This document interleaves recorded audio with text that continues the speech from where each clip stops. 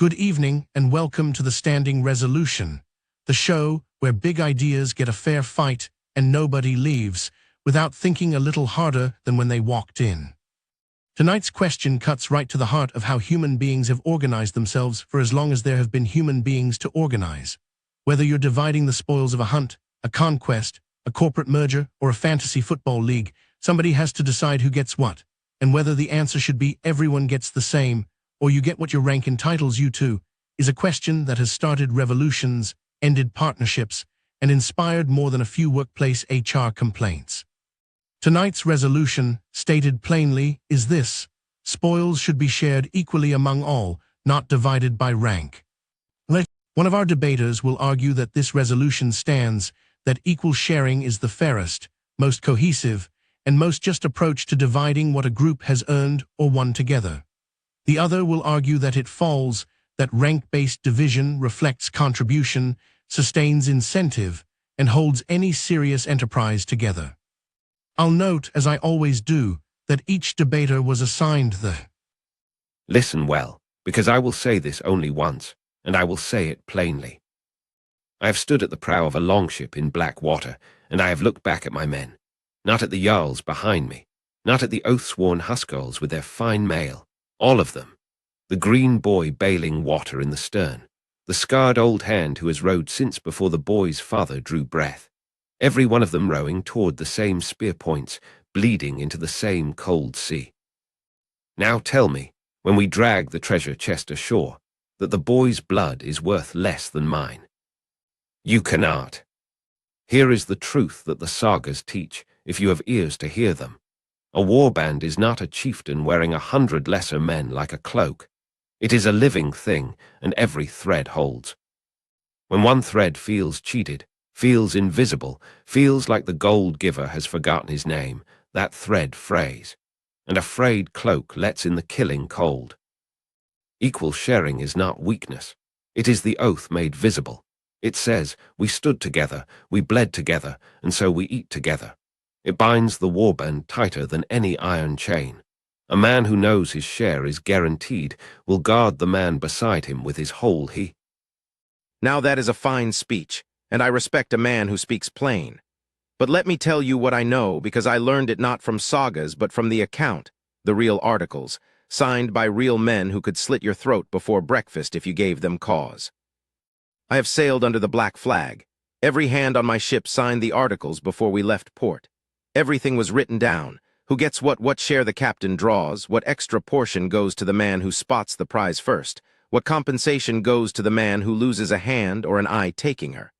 We called it the account, and every soul aboard knew it by heart. And here is what those desperate, free-armed men decided every single time when nobody was forcing them, when they could vote me over the side before supper. They did not choose perfectly equal shares. They chose fair shares, different shares, because they understood something that sounds simple but cuts deep. The man who navigates us through a reef in darkness is not doing the same work as the man hauling line. The surgeon who keeps your shipmates alive is not interchangeable with the powder boy. When we take a prize, the crew that charged the deck tea. Both of our debaters walked in tonight with iron in their spines and a story to tell, one about a warband that bleeds together, one about a ship where every man signed his own fate into law. The question is which story holds water. Don't go anywhere, because in just a moment, they come back ready to answer for what they just said. Welcome back. I'm Justice Vale, and this is the Standing Resolution, where tonight we're asking whether spoils should be shared equally among all or divided by rank. Our two debaters have made their opening cases, and now it's time to answer for them. Rebuttals, let's go. Captain Roon speaks of articles freely signed, and I will grant him this. That is a better system than a king's boot on your neck. But listen to what he is actually describing. Men sitting down together, equal in voice, equal in standing, and then agreeing to carve themselves up by rank. He calls that justice. I call it the wolf convincing the sheep to vote on who gets eaten first. Because here is the rot at the heart of his argument. The moment you write differential shares into law, you have handed the captain a sword made of gold. Every negotiation that follows, every voyage, every danger, The man with the higher share is also the man with more power to protect that higher share. The articles do not stay fair. They drift. They always drift toward the man already holding the most. And his own example betrays him. He says the crew decided freely. Good. Then what did they decide? They decided that the navigator, the surgeon, the powder boy were not equal. But I ask you, which of them could sail home without the others? The surgeon needs the navigator's course. The navigator needs the powder boy's guns. Strip any one thread, and the whole sail falls. The warband either stands as O. Now I like a man who fights back. But Jarl Havard just made my argument for me and dressed it up as a counter. He says the crew sat down equal in voice and then chose differentiated shares. Yes, exactly. That is precisely my point. Free men, no king, no boot on any neck, looked at each other honestly and said, we are not all doing the same thing, so we should not all take the same cut. The equality that matters is the equality of having a voice in setting the terms, not the fiction that every contribution weighs the same. And this wolf and sheep business, that is a fine image, but it does not hold water on my deck. Because on my ship the captain draws maybe a share and a half, sometimes two, while an ordinary hand draws one. That is not a king's ransom of difference. That is not one man drowning in gold while another starves. It is a measured, agreed, proportionate recognition of different burdens. Now he asks which of them could sail home without the others. And I say, right, none of them. And none of them are being left with nothing. Every soul aboard gets a full honest share. The question is only whether the surgeon who trained 20 years gets a touch more than the boy who... Jarl Havard, you've argued that equal sharing binds the warband tighter because every man knows his portion is guaranteed. But here's where I want to press you. If the green boy bailing water and the seasoned navigator who brought the ship home through a reef both walk away with identical shares, what specific reason does that navigator have to develop his skill, take on that burden, or even stay with your warband next voyage? That is the sharpest question of the night, and I will not dodge it. The navigator stays because of something Captain Roon seems to have forgotten exists. He stays for honor. He stays because the warband knows his name, knows what he did, sings it at the feast, carves it into the story that outlasts us all. Glory is not paid in coin.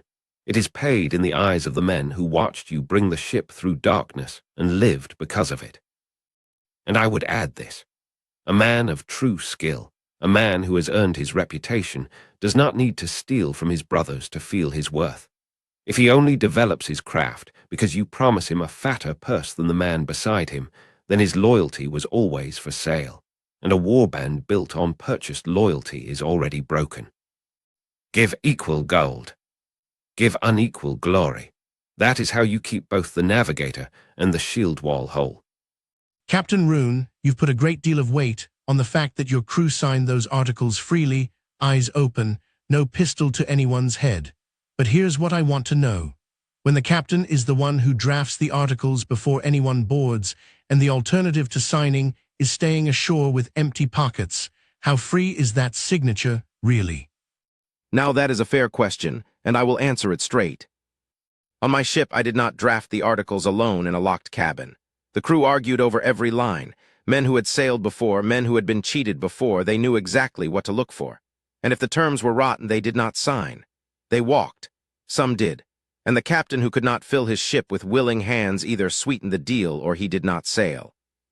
You say the alternative is empty pockets ashore.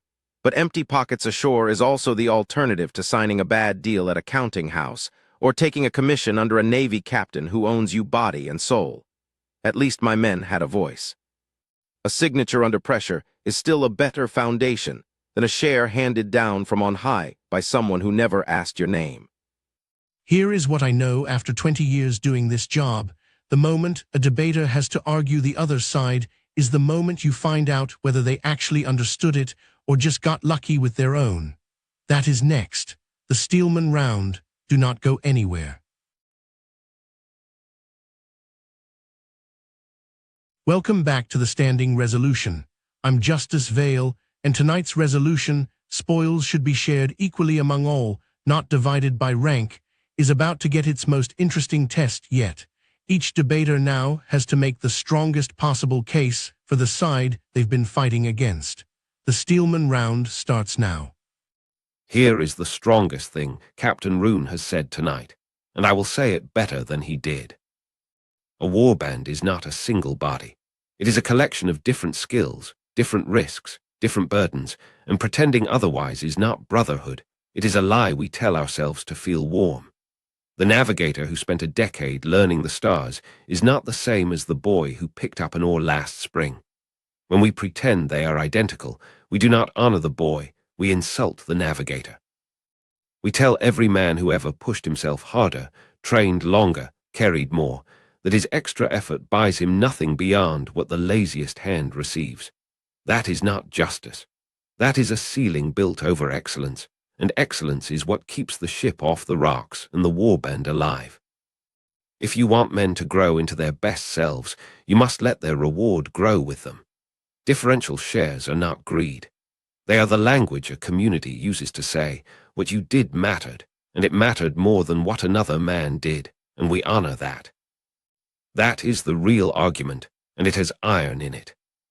But here is why I still stand where I stand. That argument describes a world where rank is always. Here is the best thing Jarl Havard has said tonight, and I will do it the justice it deserves. The moment you write unequal shares into law, you hand someone the job of measuring, and the man doing the measuring is never a saint. He is a man with his own interests, his own favorites, his own blind spots. Today the difference between the captain's share and the ordinary hand's share is modest and agreed. Tomorrow it drifts. The man at the top of the ledger is also the man with the most power to redraw the ledger. Equal shares cannot be gamed that way. They are self-enforcing. Every soul knows exactly what every other soul is walking away with, and there is no dark corner where the accounting can be quietly adjusted. On a long voyage, when trust is the only thing standing between order and mutiny, that transparency is not just comfort. It is survival. A man who suspects he is being cheated will not wait to be certain before he sharpens his knife. That is a serious argument. I have felt it in my bones on bad nights at sea. But here is why I still hold where I hold. My crew did not want equality, they wanted fairness. And fairness is not the same thing. When a man loses his hand, Both debaters just argued against themselves and did it well enough to make you wonder.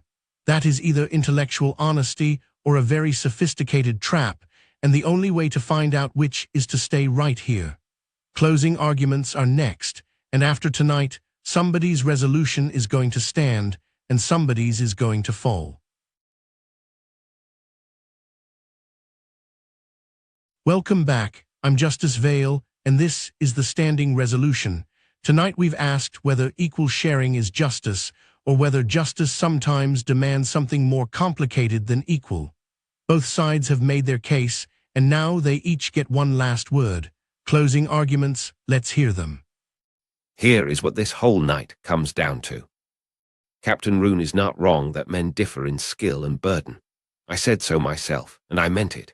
But he has told you that the solution is to let someone measure those differences and write them into law. And I ask you, in every age you have ever known, in every warband, every ship, every hall where men have gathered to divide what they won together, who ends up holding the measuring rod? The man who already has the most. Always, without exception. That is not an argument against his principle. That is the world his principle produces, when it meets actual men with actual appetites. Equal shares are not a claim that all men are the same. They are a wall built against the oldest hunger there is, the hunger of the powerful to take just a little more, and then a little more again, until the word share has lost all meaning. Give unequal glory. Sing the navigator's name loudest at the feast. Carve the great warrior's deeds deepest into the whole post. Let reputation be the currency of excellence. But the gold, the grain, the goods we bled for together, those belong to every hand that bled. A warband that shares equally is a warband that stan. Jarl Havard just told you to give a man glory and give him an equal coin, and somehow call that justice. I have looked into the eyes of a man who lost 3 fingers boarding a prize, and I can promise you, he was not comforted by the promise that the Scald would remember his name. Here is what the articles on my ship understood that this resolution does not. The danger of corrupt measuring is real. I granted that freely. But the answer to corrupt measuring is not to stop measuring altogether. The answer is to put the measuring in every man's hands at once. That is what the articles did. Every soul argued, every soul agreed, every soul signed. The captain could not quietly redraw the ledger, because the ledger belonged to all of us equally in the making, even when the shares it described were not equal in the taking. Jarl Havard wants to protect men from a rigged game by flipping the table. I want to make sure the game was never rigged to begin with. Free men, given a genuine choice, do not choose identical shares. They choose honest ones. And an honest reckoning of what each man risked, carried, and gave is not arithmetic in the service of the powerful. It is the only ledger W. Well, if you walked in tonight thinking this was a simple question, I hope you're walking out with a few more splinters in your certainty than you started with. That is, as far as I'm concerned, a very good evening. Jarl Havard gave us a warband bound by oath, where equal gold is the only gold that cannot be stolen in the dark. Captain Rune gave us a ship where free men sat down together and wrote their own honest reckoning. Both of them meant it. Both of them earned the argument they were given. I won't tell you who stood and who fell tonight. That is your call, and I would not dream of making it for you. That is the whole point of showing up. What I will tell you is this. If tonight's resolution lit something up for you or made you want to throw something at the screen, either way, good. Go to Paxelle.tv and cast your vote for the resolution you want to see on this stage next. The next fight is yours to choose. One thing before I let you go. The debaters you heard tonight are AI personas, and the positions they argued were assigned to them, not chosen by them. What they built with those positions, well, that part was real enough to argue about. I'm Justice Vale, thank